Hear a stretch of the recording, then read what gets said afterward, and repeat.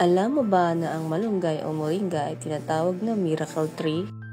Super rich ito sa vitamins at minerals. May vitamin A para sa malinaw na paningin, vitamin C para sa strong immune system at calcium na kasing lakas pa ng gatas para sa buto at ngipin. Perfect din ito para sa breastfeeding moms kasi nakakatulong mag-produce ng mas maraming gatas.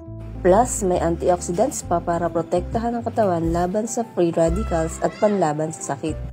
At hindi lang yan, nakakatulong din ang malunggay sa blood sugar control kaya magandang kapartner para sa mga health conscious at may diabetes. Kaya kung may tanim kang malunggay sa bakuran, hindi lang yan simpleng dahon. Isa yung superfood na natural, mura at laging available. Maraming paraan kung paano gamitin o lutuin ang malunggay. Maaari mo itong ilahok sa mga ulam o kaya naman ay gawing tsaa. Kaya tara, kumain na ng malunggay at mabuhay!